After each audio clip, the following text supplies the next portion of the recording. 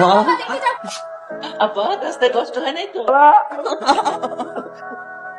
কিন্তু মা বুড়ি কই? বুড়িকে দিয়ে কি করবি? বুড়ি তো আসে নাই। আসে না?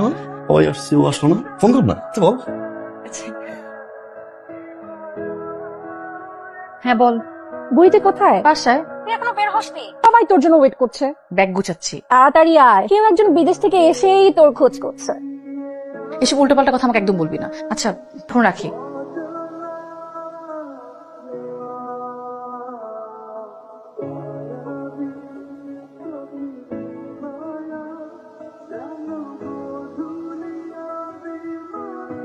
এতদিন পরে আমার কথা মনে পড়ছে। হ্যাঁ, আরে চলো চলো চলো, আমরা নাচি। তাড়াতাড়ি আসো।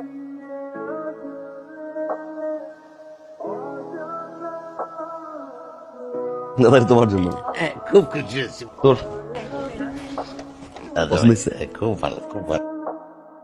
মন হচ্ছে কেন 5টা বছর আমি ওকে দেখিনি, কাছে আসতেই সব এলোমেলো হয়ে যাচ্ছে। ভয় হচ্ছে কেন? এই বলি তোকে এত বছরের জমে থাকা কথাগুলো বলবো, এমন হার্ড হয়ে থাকলে আমি কিছুই বলতে পারবো না। হাসান এমন হয়ে গেছে কেন? বিদেশে থাকতে থাকতে ক্যারেক্টারটাই নষ্ট হয়ে গেছে। মানুষের তাকানোতেই না বোঝা যায় সে কেমন। ভালোবাসে একজনকে, বিয়ে করবে একজনকে, তাকিয়ে থাকবে আরেকজনের দিকে। This is cheating and I hate cheat.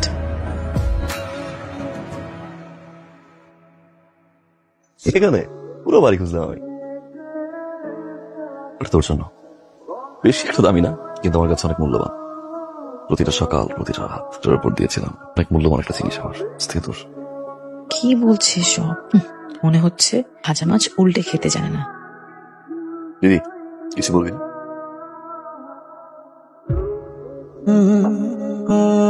প্রতিটা সকাল, প্রতিটা রাত এই অ্যালবামটা নিয়েছিলাম। জানি খুব বেশি একটা দামি না, আমার কাছে অনেক দামি, অনেক স্পেশাল। কিরে বুড়ি তুই কেন? মা একটু কেটে একদম ভাষায় ফেলছে। তুই তো ছোটবেলায় মা মারা যাওয়ার সময় এত কাঁদতে দেখি নাই। কেন কাঁদতেছিস বল, মামকে বল। আমি আর পারছি না মামি। ছোটবেলায় মা মারা যাওয়ার পর থেকে সবকিছু তোমরাই আমাকে দূরে সরাই দিচ্ছ। কি বলতেছিস তুই এসব? তুই তো দূরে দূরে থাকিস, চাকরি বাকরি নিয়ে ব্যস্ত থাকিস। কাঁদে না মা, লক্ষ্মী না।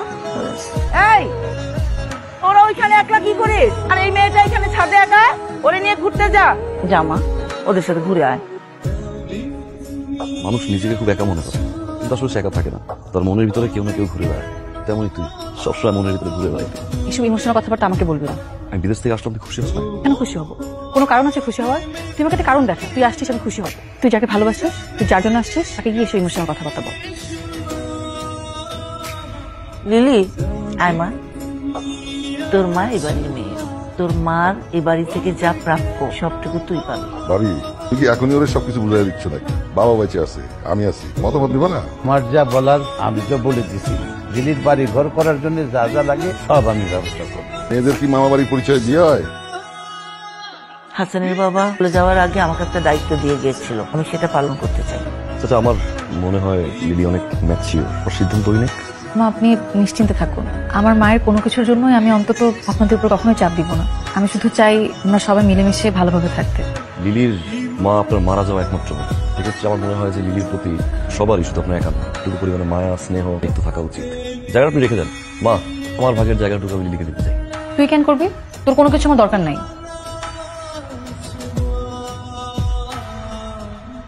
এই কি ব্যাপার, এভাবে একটু চলে আসলি? তুই কিন্তু বাড়াবাড়ি করছিস। আমি কি করলাম? এখানে আসার কোনো ইচ্ছে ছিল না। তোর কাছে আমি কখনোই কিছু চাই নাই। তো আমাকে এখানে ডেকে আনলি, এখন আমাকে এইভাবে অপমান করছিস। লিলি না, চাচা একটু এমনই। আচ্ছা বাদ দে না, টাকা আমার দিকে। তারপর আমার দিকে না। লিলি তুই আসার পর থেকে কিন্তু এরকম বিহেভ করছিস আমার সাথে। তুই বিদেশে যাওয়ার আগে যে কমিটমেন্ট দিয়েছিলি সেটা রেখেছিস? রেখিস নাই। আমি যদি বলি কমিটমেন্টটা তুই রাখছ না, তাহলে? আমি তোর মতো দুদিনে সবকিছু ভুলে গিয়ে অন্যের সাথে এঙ্গেজ হই নাই। আমি হইছি একজনের সাথে এঙ্গেজ হয়ে আরেকজনের পিছনে টোটো করছিস। হোয়াট? তোর মতো ক্যারেক্টারলেস ফ্রডকে আমার চেনা হয়ে গেছে। আবার কেন আসিস?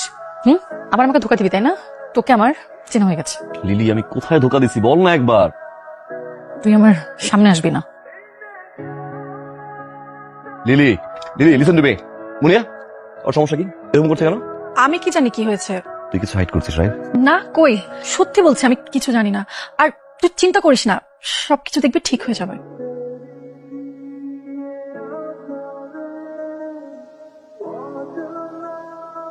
এই হাসান, এই বাবা টাকা দিয়েছে শপিং করার জন্য। চল চল লিলি লিলি আয় আয় তাড়াতাড়ি গাড়িতে ওঠ। তুই হাসানের সাথে বাইকে আয়।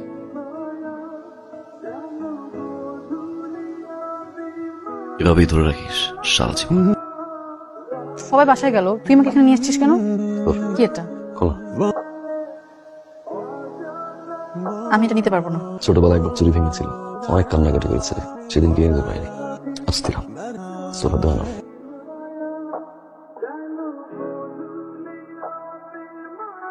কি রে, কি শপিং করেছিস? ওটা দেখাই। কি সুন্দর। আমাকে জোর করে কিনে দিয়েছে। আব্বা আমার জন্য কি কিনলি? মামি, এটা তুমি রেখে দাও, এটা তোমার জন্য। আমার জন্য না? বাহ, কি নরম হাত, খুব সুন্দর লাগছে।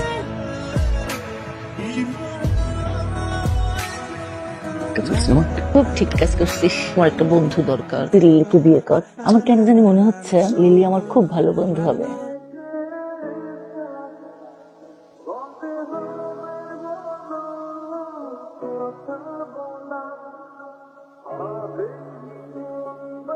হাসান, What? প্রেম জীবনে একবারই আসে, সেটা ভাঙলে কখনো জোড়া লাগে না। ভাঙলো কেন? নিজে কি প্রশ্ন কর। আমি জানি না, জব থিসিস হুট করে খুব প্রেশার চলে আসে আমার উপরে, কন্ট্যাক্ট করতে পারিনি। তুই তো কন্ট্যাক্ট করতে পারতি। তুই এখন সব দোষ আমার উপর দিচ্ছিস কেন? তোর চিঠি আমি একবার না বারবার পড়েছি, যতবারই পড়েছি ততবারই আমি সিদ্ধান্ত নিয়েছি আমি তোর থেকে দূরে থাক, কারণ আমি বেহায়া না, তোর মতো শেমলেস না। আমি মোটেও তোকে পছন্দ করি না, ভালোবাসা তো দূরের কথা, ভুলেও রিলেশনশিপ নিয়ে ভাবতে আসিস না। কেন লিখেছিলি এই কথাগুলো আমাকে? কিন্তু তুই তো আমাকে লিখেছিস আমি যেন এখন প্রেম প্রেম নিয়ে না ভাবি, তুই অন্য কাউকে ভালোবাসিস, তুই তাকে ছাড়া বাঁচবি না, আমি যেন তোদের দুজনের মাঝখানে না আসি। আমি তো শুধু এটাই চেয়েছি যে তুই ভালো থাক, তোরা ভালো থাক। এই জন্য আমি কখনো বাড়িও আসিনি, নিজের বলতে কোনো কিছু দাবি করতে এখানে আসিনি। তুই পাগল, মাথা নষ্ট হয়ে গেছে। হ্যাঁ, আমার মাথা নষ্ট হয়ে গেছে এটা দেখে যে তুই যাকে ভালোবাসিস তুই তাকে বিয়ে করিস না, উল্টো তুই আমাকে প্রপোজ করছিস। মানে? তোর না ফুলি ক্যারেক্টারের সমস্যা আছে। এটা নেই, এটা আমি তোর জন্য কিনেছিলাম, রাইট? তুই যাকে ভালোবাসিস তুই তাকে এটা গিফট কর। আমাকে গিফট করছিস কেন? সবাই তো আমাকে দুষছে, আমি নাকি তোকে পটিয়ে দামি জিনিস উপহার নিচ্ছি। শোন না, কোথাও ভুল হচ্ছে। খবরদার আমাকে বুড়ি বলবি না। ওকে ফাইন, অ্যাটলিস্ট মায়ের কথা ভাব না প্লিজ। মা পয় দিস, রাইট? দিদি, বাড়িতে অনেক মানুষ, আমি চাই না কোনো ঝামেলা হোক। আমি চলে গেলে যদি সবকিছু ঠিকঠাক হয়ে যায় তাহলে আমি চলে যাচ্ছি। তুই কেন যাবি? বাড়িটা তো তোর, একেবারে থাকলে সঙ্গে সঙ্গে দেখা হবে, তাই তো? কষ্ট লাগবে, আমি চাই না তুই কোনোভাবেই কষ্ট পাস।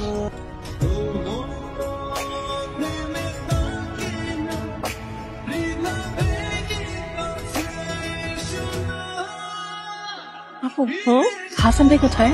কোন দিকে চলে গেছে? তো দুলাভাই খুঁজতে গেছে, চলে আসবে। হাসান ভাই কি হয়েছে?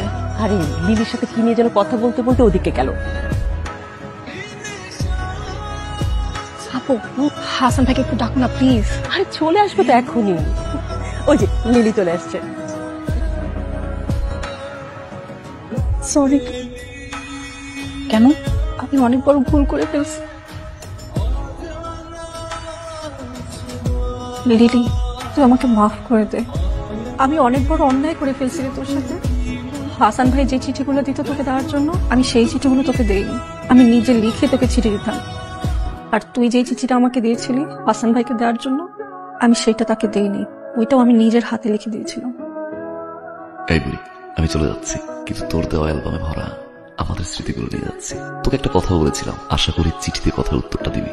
চিঠিতে লিখলে আমি বারবার তোর ভালোবাসি কথাটা পড়তে পারবো, মনে হবে তুই আমার কাছেই আছিস, পাশেই আছিস।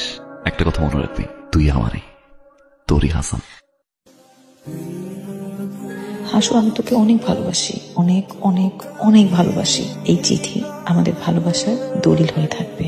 আমি তোর জন্য সারা জীবন অপেক্ষা করব। তোর বুড়ি। তুই এটা কি করলি মুনিয়া? আমি এতটা বছর ওকে ঘৃণা করে এসেছি।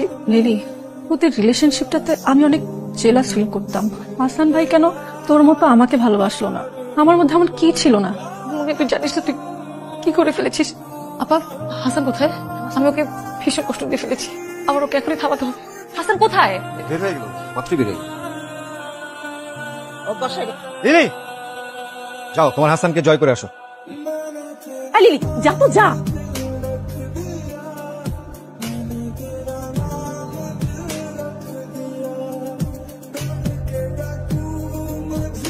আমাকে বিয়ে করবি? তোকে বিয়ে করার সাধ্য করা আছে? এই যে আমাদের ভালোবাসার দলিল, এতদিন পোস্ট অফিসে আটকে ছিল। তার মানে একটা চিঠি তুই বলিস নি? আমি শুধু তোকেই ভালোবাসি, ভালোবেসেছিলাম, ভালোবাসো। হয়েছে, আর প্রমাণ করতে হবে না। বাড়ি চল, মুনিয়া বিয়ে না করে বসে আছে।